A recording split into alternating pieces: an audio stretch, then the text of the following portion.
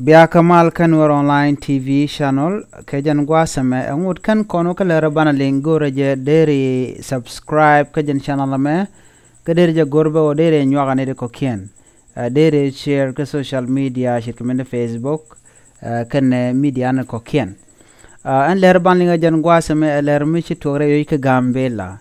shala de o te ga turbil mi ci yakka mi tan kan lara ki kurgan ka jan kor shang dara paiwa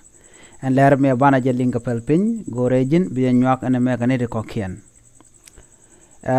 en wale kapay bakel shanga baro ron kin daro widi jandaro de diok rewishka gambela shibad yak kam itan kana kwergang bada makole yak kam itang kana gambela kule jenejen kola wa kwergang en basa me shim guyena mo choro de dun de yenen gwa da teteno kan torbiele mi jen kare wi ka gambela la karodi en lip la kana jala la tungwan alo la kana jel kel kan torbiele dial tin wo kwich itangamo kana tin wo ka lara keten wo kan war zone kan bas ni mi jen kan la kanan ke de ni ke police ni ka kwere ka mechi togre wi ka gambela ko dwal nas ka bergu ka je odong de turbili de ga dwaj ma cha ber ajan dan wi ka jen duobo mo ajen la turbili jel kel ka je buga rodien lip ko yo mi ka chu jal kel chi rodien lip buga chu jen kel wo ken da duob ki wi kon wo gaten ka duob wo ke itang micha turbil de len turbiletin kokien la jele ka pesalong ko ci turbil jagoro bodo jok ka kwidwala ana mo jaga turbile ka jel ka pes de turbine tezba ko duob jega duob te ka gwat ti tuntune te ka gwat te kan bok ka pem ki kan rot ka spal kan gwada to te ka pol nduop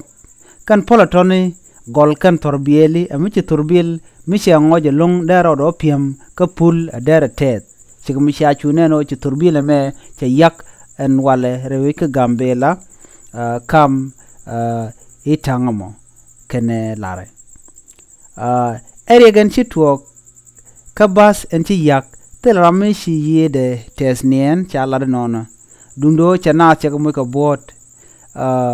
ajere gan ci tuogan wale ki men chiro de lare wish ka gambela en wale en go shibaza mo che yak shimugu yena mo kan ban la kan jen karun ngai wi ka gambela bu ko chu jen wo ken wini wo ka kuje mi la ka nan ke edeni ko sha goro dong te ke yera mo de bas ka kan torbiele to ere ga chiro de lat ku ko kan torbiele la kan jalan wan mi ci ga jalan wan la kan jal ka pet ko ci turbiele ma jagoro bala ni turbiele taniam kaji turbila ni am jale nyo ba lenye turbila dodien ko nanga ke deini akana jel ka pet jen gwada dan wuri ga mo tokten kana san kontin chiri ga mo ko je kietin je pen ga turbil kan radian kanaling duno chalan jo tele reg mi chore laden wini enna mo ajere ga dan ci tuogan wale rewis ka gambela duno chala do shina ci ka ken ke shi ga taga bod kwala ku jo ka bod dit titedi kan bodo to chalan yo to shika kan tele rami ci bonu di chejek